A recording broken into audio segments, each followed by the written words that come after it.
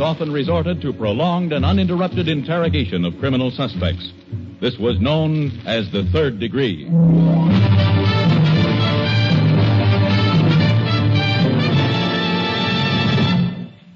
I wonder what that's got to do with the rest of this. Oh, well. As we pay our weekly visit to the Nelsons of 1847 Rogers Road, we look in on a typical family scene. A scene that probably happens at your house practically every night in the week. Ozzie is leaning back in his favorite easy chair, glancing through the evening paper, and Harriet casually asks, "Anything exciting happened downtown today?" Oh, I'm sorry, dear. What'd you say? I said, what happened downtown today? Nothing special. Just, same old stuff. Who'd you have lunch with? Lunch? Oh, yes, I had lunch. No, I say, who did you have lunch with? Oh, I had lunch with George Dunkel. Did you eat at the Elks Club? No. Where did you eat? We ate at the Emporium down in the grill room. Who did you say you ate with? I ate with George Dunkel. I had scrambled eggs, corn muffins, and milk, and the corn muffins were burned to a crisp. I rode home on the bus with Joe Randolph, and he had a sore thumb. Questions. Holy smokes, Harriet, what is this, the third degree? Well, I should think you'd be very happy to know I take such an interest in things. Stop being so grouchy. I'll get it, although it's probably for you. Hello? Hello, Harriet. Ruth Hodges. Oh, hello, Ruth. We had such a good time at the luncheon today. Well, I was so glad you could come, dear. Wasn't it a pity Betty Randolph couldn't make it? Yes, she had a headache, didn't she? Well, she said she did, but I know the real reason. Now, don't you dare tell anyone. I haven't told another soul. My phone's been out of order. But Joe and Betty Randolph have separated. Oh, that's awful, Ruth. Isn't that terrible? I just hate to talk about it. Now, listen to this. Betty found a picture in Joe's wallet, a very curvaceous blonde in a skimpy bathing suit. No. Yes. He tried to tell her it was his grandmother. Well, Ozzie met Joe downtown today, but he didn't say anything about that. Oh, was Ozzie downtown today? Well, then he must have seen the big fire at the Emporium Grill. Really? Well, Ozzie and George Dunkel had lunch there, but he didn't say anything about a fire. Oh, did Ozzie have lunch with Dunkel? Well, how's his broken arm? Whose broken arm? Well, George Dunkel. Didn't you know he broke his arm? Well, no. Ozzie didn't say anything about that either. Well, that is strange. Well, I have to be going, dear. All right, Ruth. Thanks for telling me all the news. You're welcome, dear. And Harriet. Yes? Don't forget, you heard it here first. Ozzie? Hello? Hello, Harriet. Ruth Hodges. Oh, hello, Ruth. We had such a good time at the luncheon today. Well, I was so glad you could come, dear. Wasn't it a pity Betty Randolph couldn't make it? Yes, she had a headache, didn't she? Well, she said she did, but I know the real reason. Now, don't you dare tell anyone. I haven't told another soul. My phone's been out of order. But Joe and Betty Randolph have separated. Oh, that's awful, Ruth. Isn't that terrible? I just hate to talk about it. Now, listen to this. Betty found a picture in Joe's wallet, a very curvaceous blonde in a skimpy bathing suit. No. Yes. He tried to tell her it was his grandmother. Well, Ozzie met Joe downtown today, but he didn't say anything about that. Oh, was Ozzie downtown today? Well, then he must have seen the big fire at the Emporium Grill. Really? Well, Ozzie and George Dunkel had lunch there, but he didn't say anything about a fire. Oh, did Ozzie have lunch with Dunkel? Well, how's his broken arm? Whose broken arm? Well, George Dunkel. Didn't you know he broke his arm? Well, no. Ozzie didn't say anything about that either. Well, that is strange. Well, I have to be going, dear. All right, Ruth. Thanks for telling me all the news. You're welcome, dear. And Harriet. Yes? Don't forget, you heard it here first. Ozzie? Stop reading the paper. That was Ruth Hodges. You're sure nothing interesting happened today? No, Harriet, I What told about you. the fire at the Emporium? Oh, that. Well, I told you the corn muffins were burned. Fire wasn't much. They had it out in a jiffy. What about Dunkel? Ruth said he had a broken arm. Oh, yes, that's right. I meant to tell you. He had his arm in a sling. How did he break it? Well, I don't know. Didn't you ask him? Well, of course not. I figured if he wanted to tell me, he would have. Golly, what curiosity. Well, it isn't a question of curiosity. It just seems a little silly. A man sits there with a broken arm, and you don't even ask him how he got it. Well, maybe he lost a bet on the election, and the other guy got to break it. They were giving some pretty big odds, you know. You also met Joe Randolph, but you didn't say a word about him and Betty being separated. Well, Harriet, I remember distinctly telling you he showed me his sore thumb. Now, what's that got to do with them being separated? Well, his wife bit him on the thumb. Why are women so curious about things? It's curiosity that caused Joe all of this trouble. It was really his wife's fault. Oh, she finds a picture of another woman in his wallet, and it's her fault they're separated. If she hadn't been so curious, she wouldn't have found it. Joe doesn't know how the picture got in his wallet. He's never even seen the girl before. Did he tell Betty that? He tried to. He kept shouting it over his shoulder all the way down the street. Hey, Mom, David's got a girl that carried her books home from school. Oh, keep quiet, you little blabbermouth. David, don't talk that way to your brother. Well, he is. And, Ricky, you stop teasing David. Nothing wrong with his having a girl if he wants to. You never had a girl, did you, Pop? Ozzie, would you point me out to them? Yes, I've had a few girls in my time. Did you ever carry their books home, Pop? No, they always carried mine. Harriet, show the boys where the calluses used to be on your hand. What's your girlfriend's name, David? Oh, now, wait a minute, Harriet. Don't start giving David the third degree. The girl's name is his own business. I don't mind telling Pop. Her name is Mildred Marshall. Her name's Mildred Marshall, Harriet. Now, what else would you like to pry out of the boy? She's a very nice girl, just a little younger than I am. We're both in the same class in school. She sits right across the aisle. She's got blonde hair and blue eyes and just a few freckles. And she only lives a block from here.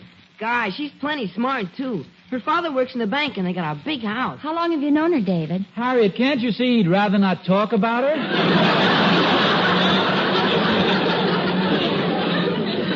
Curiosity. She handed him a note today. I saw her hand it to him. Did she, David? Yeah, it's nothing much. If you want to hear it, I'll read it. Here it is. Better let me read it first, David. If it's one of these little personal things, we won't read it. I guess this is all right. What does it say? Easy, dear, easy. It says, I owe David Nelson 5 cents. I loaned her a nickel for ice cream today. Mom, would you say I have a nice nose? Oh, yes, David. I'd say you have a very nice nose. Why? Mildred says she thinks I have a nice nose. She likes my smile, too. What do you think your next movie's going to be, Tyrone? Come on, David. Let's go throw the football around. Okay, but you better be careful of my nose.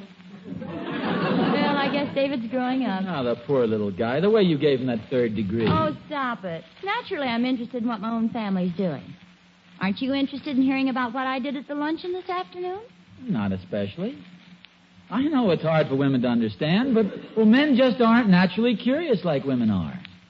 I suppose you wouldn't be interested if I told you a rather attractive girl said something about you today. Not especially. Did an attractive girl say something about me? Why, are you interested? Well, not necessarily. I'd just like to know who she was and what she said. Who was she? Oh, now who's curious? I'm not curious. I'm just interested. Who was this ravishing creature who said the wonderful things about me? I didn't say she was ravishing. You said she was attractive. Look, you don't have to tell me who she was. Just give me a little hint. What kind of a little hint? Well, her name. Well, if you'll admit that you're just eaten up with curiosity and that men are just as curious as women, I'll tell you. Oh, Harriet, for heaven's sakes. No need to be childish about it. Just because an attractive girl said something nice about me. Who says she said something nice? Well, she must have said something nice so you wouldn't be afraid to tell me who she is. I'm not afraid to tell you, dear. I'm just not going to tell you. Now you're just being ridiculous. Let's drop the whole thing, shall we? Just because some woman named... What'd you say her name was?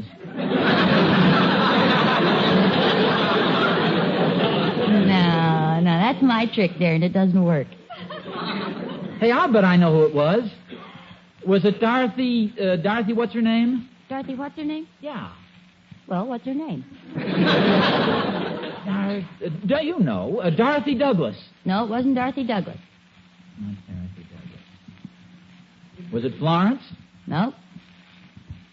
Was it Vera? You gonna name every girl you ever knew clear back to kindergarten? Oh, somebody I knew in kindergarten. Just worry about a little while, dear. I have to finish getting dinner. Was it Frances? Or Catherine? Harriet, was it Catherine? A tall, blonde girl with dark hair? Harriet? Harriet?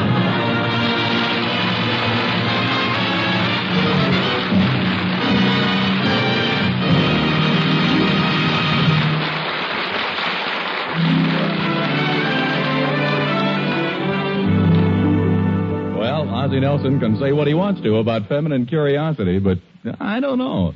In certain situations, it's a very good thing. Like when a woman is buying silverware for her home. Now, there's an instance that demands curiosity, because naturally she wants only the best.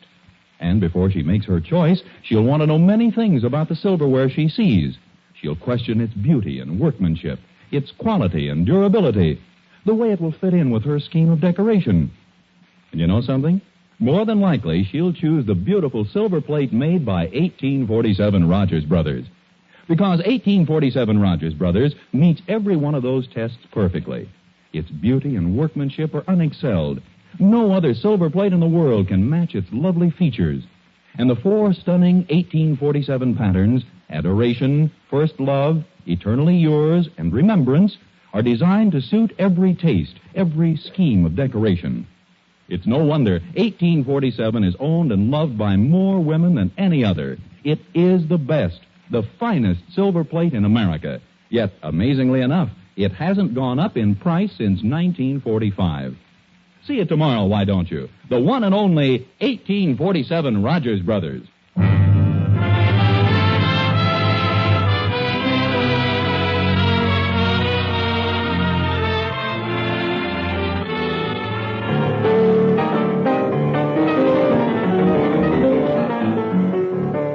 Historians tell us that in times of great emotional stress, Chopin, Beethoven, Bach, Gershwin, and others whose lives haven't even been filmed yet, all these great men sat down at the piano and thundered out their problems, their frustration. And so Ozzie Nelson, Lord and Master of 1847 Rogers Road, sits down at the keyboard to seek the answer to his problem.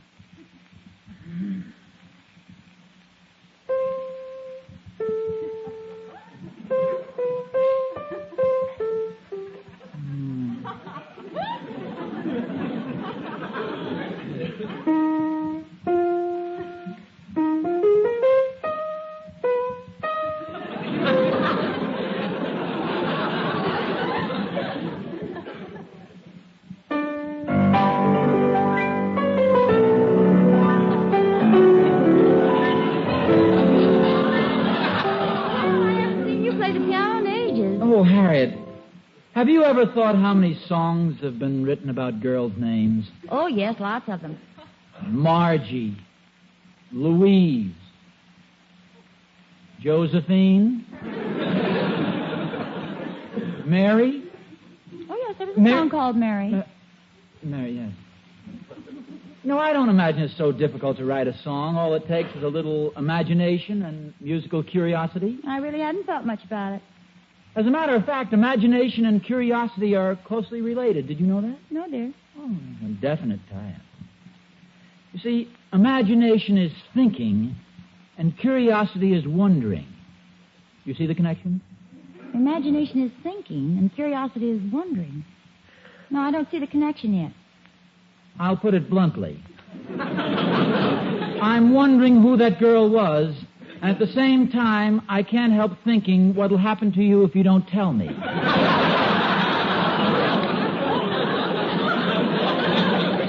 I can't hold out any longer, dear. You're so curious now your face is green. My face isn't green from curiosity. That's my tall grass aftershave lotion. I'm going to end your torment, dear. I made the whole thing up. Made what up? The girl. You talk so much about a woman's curiosity, I thought I'd do something to arouse yours. I think I did a pretty good job. Harriet. No matter how beautiful she is, regardless of what she said, there's no reason for you to hide it from me. Ozzy, honestly, I made it up. What you're really trying to say is you're sorry you mentioned the thing. There's no need to be jealous about it. What difference does it make? Just because this gorgeous thing has a schoolgirl crush on me? We've been married now for 12 years. We've been married for 13 years. Oh, yes. We've been married for 13 years. I'm not going to run off and leave you. What was that silly thing you called me when we were first married? Your hubby-wubby? I'm still the same. Perhaps a little more wubby, but still your hubby. No, believe me, dear, I made it up. There was no girl. Oh, Harriet, please. It'd be different if it was something important, but this is much ado about Now, nothing. don't lose your temper. Oh, it burns me up. Here, I don't care whether you tell me or not, and you won't tell Well, if me. you don't care, dear, why don't we just forget about the whole Fine, thing? we're just getting upset over nothing. But will you tell me one thing? What, dear? Now, this is completely off the subject, just an afterthought. Yes? What is the girl's name?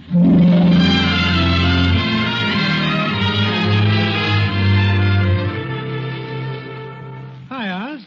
Hello, Thorny. Yeah, you sound mighty low. Nothing wrong, I hope. Oh, not exactly. It's just that Harriet's been acting very, very strange. I don't understand women. They're so darn curious. My wife's the same way, always curious. Wants to know where I've been, who did I meet, where did I spend my money, where did I get any money to spend. Going on for centuries, I guess. Has Harriet been asking you a lot of questions? Questions, millions of them. She can give me a regular third degree, and that's okay. But let me ask her one simple little question, Thorny, and it becomes a big thing right away. I don't seem to follow this. Well, I wanted to find out who a certain girl was. Girl? What girl? Well, Harriet went to a luncheon today, and while she was there, some beautiful, shapely girl said some wonderful things about me. Oz, there's nothing wrong with Harriet. It's that girl that's out of her mind.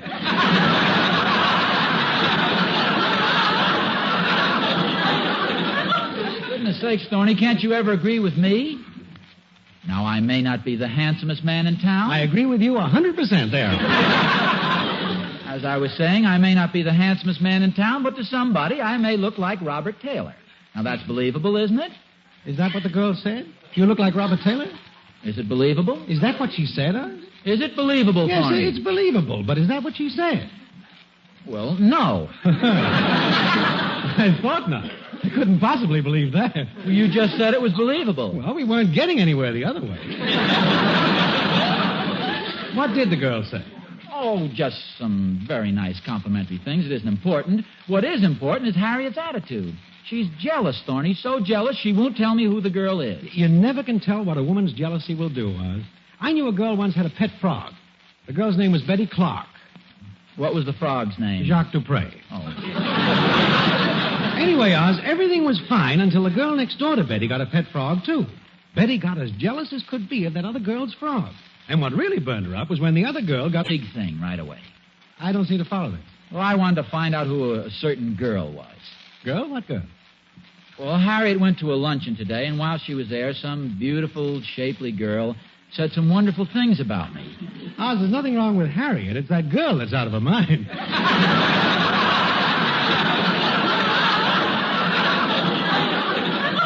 Goodness sakes, Thorny, can't you ever agree with me? Now, I may not be the handsomest man in town. I agree with you 100% there. As I was saying, I may not be the handsomest man in town, but to somebody, I may look like Robert Taylor. Now, that's believable, isn't it? Is that what the girl said? You look like Robert Taylor? Is it believable? Is that what she said, Oz? Is it believable, Yes, Thorny? it's believable, but is that what she said? Well, no. I thought not. I couldn't possibly believe that. Well, you just said it was believable. Well, we weren't getting anywhere the other way. What did the girl say? Oh, just some very nice complimentary things. It isn't important. What is important is Harriet's attitude. She's jealous, Thorny, so jealous she won't tell me who the girl is. You never can tell what a woman's jealousy will do, Oz. I knew a girl once had a pet frog. The girl's name was Betty Clark. What was the frog's name? Jacques Dupre. Oh. Anyway, Oz, everything was fine until the girl next door to Betty got a pet frog, too. Betty got as jealous as could be of that other girl's frog.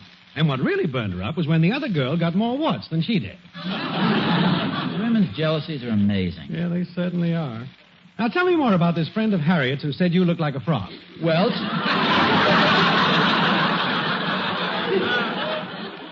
She complimented me, Thorny. I'm not sure what she said, but it must have been pretty nice, or Harriet wouldn't be so darn afraid to tell me who the girl is. Say, I don't mean to butt into your family problems, Oz, but I think I know a very simple way to find out this girl's name. Oh, really? Not that it makes so much difference, but what's your idea? Well, it's very simple. Tell Harriet you found out who the girl is. Tell her it's some old flame of yours who happens to be visiting in town. Then make up a real wild story about this girl and yourself, and when you have Harriet dying to hear more, stop. Stop? Stop cold. Refuse to say another word until she tells you who the girl really is. She'll blurt it out. Her curiosity will kill her if she doesn't. Thorny, I've got to hand it to you. You're a genius at times. I am clever. Let me know how you make out, will you, Oz?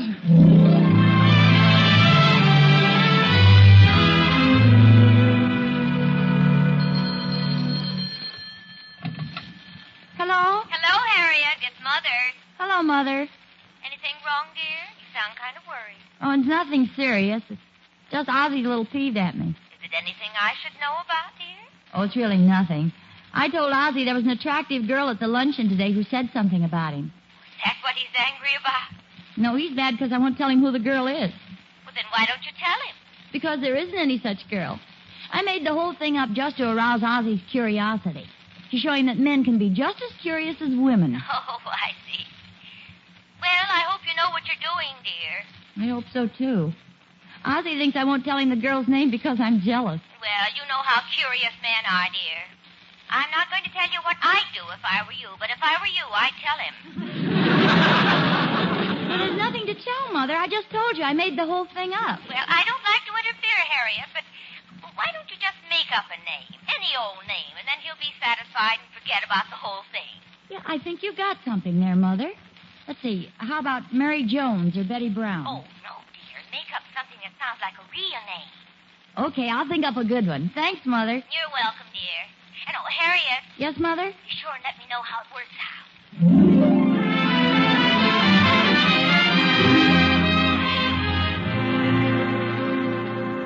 Harriet, In the kitchen. I've got a little surprise for you. I know who that girl is. You do? Mm-hmm. That rate's a bigger laugh than you're giving it. Why didn't you tell me Liza Cromwell was in town? Who? Oh, come now, don't pretend you don't remember Liza. She was your competition when we first started going out together. Liza Cromwell? What a girl. Dark, flashing eyes, ruby red lips, rich auburn hair, and a turned-up nose. That was Liza. What, nobody?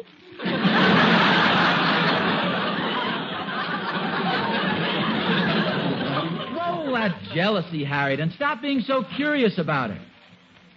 You know that time I was supposed to take you to the barn dance, and I called and said I couldn't make it?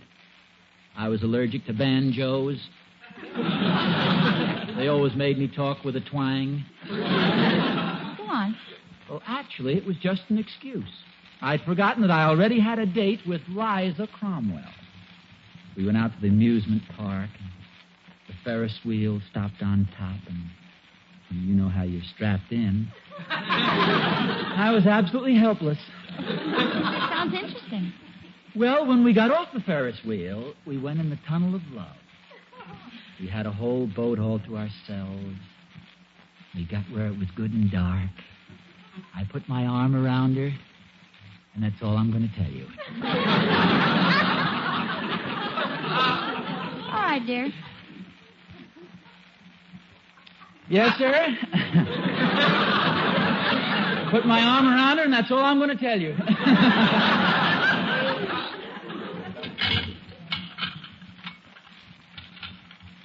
Then I pulled her head over on my shoulder, and that's all I'm going to tell you. Would you put these salt and pepper shakers away for me, dear? Give them to me. Pulled her head over on my shoulder and put my other arm around her. Do you get that picture, Harriet? Her head on my shoulder and both of my arms around her. But that's all I'm going to tell you. Harriet, are you listening? Yes, dear. Then we went into the tunnel of love again. Ozzy, you're on the wrong track. The girl at the luncheon wasn't Liza Cromwell at all. I knew you'd crack. What was her name? Constantina Waffle Mix.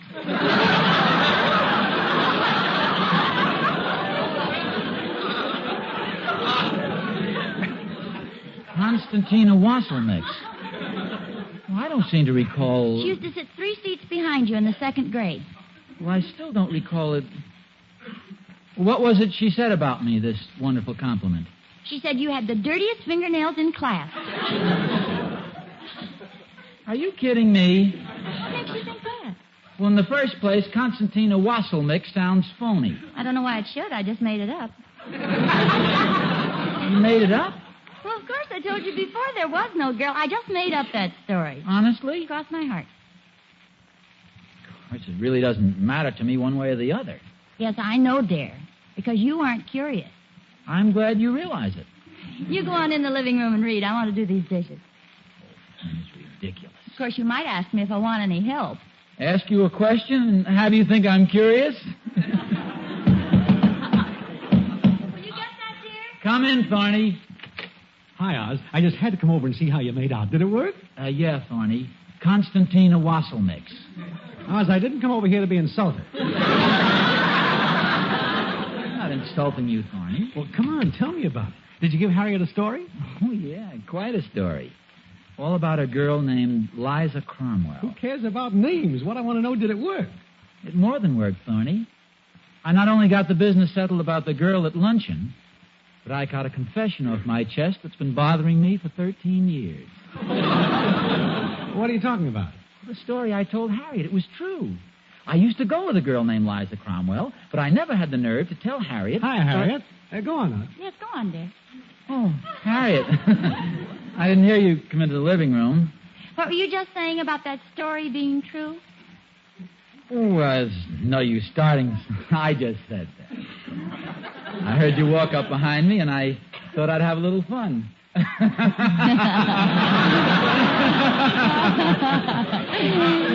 You thought you'd have a little fun. You know, Oz, I think you're going to have some.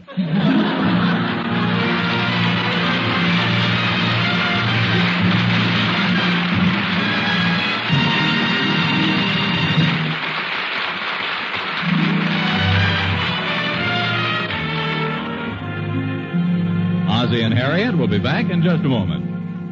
Say, you know, our boy Ozzie really has a remarkable memory. He remembered the name of a girl he had a date with 13 years ago. That's good. I remember a certain Thanksgiving dinner that took place 13 years ago, Mr. Smith.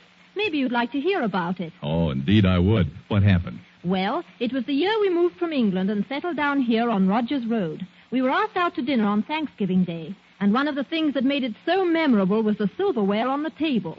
It was 1847 Rogers Brothers silver plate, the first time I'd seen it, and I fell in love with it right away. Its richness and beauty seemed just perfect for that gleaming festive table. Well, 1847 Rogers Brothers will hold a shining spotlight on a great many Thanksgiving tables this year, too. Mine included. I'm the proud owner of 1847's first love pattern. Really a lovely one. Mm-hmm. And the unusual height and depth of that stunning first love ornamentation is a perfect example of 1847 Rogers Brothers' exceptional workmanship. In fact, everything about 1847 Rogers Brothers makes it the silverware you just naturally want to own. And the wonderful part is that 1847 is so easy to buy. The stunning 52-piece chest with 8 place settings in it costs under $65, for instance. Don't you think it would be a fine idea if every woman listening had a set of 1847 Rogers Brothers on her Thanksgiving table, Mr. Smith? There's still 4 days to get it, you know. Would be wonderful. But anyway, friends, see 1847 Rogers Brothers as soon as you can. 1847 Rogers Brothers, the finest silver plate in America. You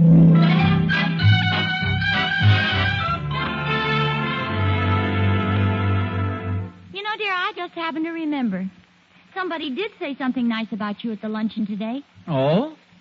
Who was it? Narcissus Blumjagger? Nope, it was me. I said I have the most wonderful husband in the whole world.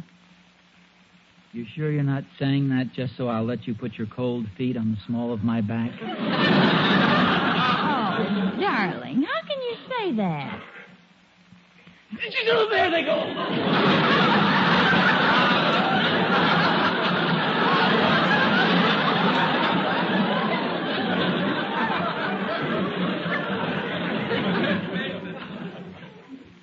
Harriet, tell me this.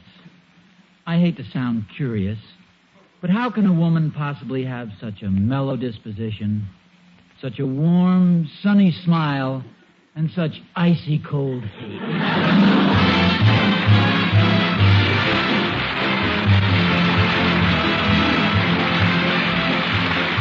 Tune in again next week to another adventure of Ozzie and Harriet, starring Ozzie Nelson and Harriet Hilliard. And remember, America's finest silver plate is 1847 Rogers Brothers. Yes, Harriet, America's finest silver plate is 1847 Rogers Brothers. Appearing in support of Ozzie and Harriet were John Brown, Henry Blair, Tommy Bernard, Lorene Tuttle, and Mary Jane Croft. This program originates in the Hollywood studios of the National Broadcasting Company and is broadcast over the Trans-Canada Network of the Canadian Broadcasting Corporation. Vern Smith speaking.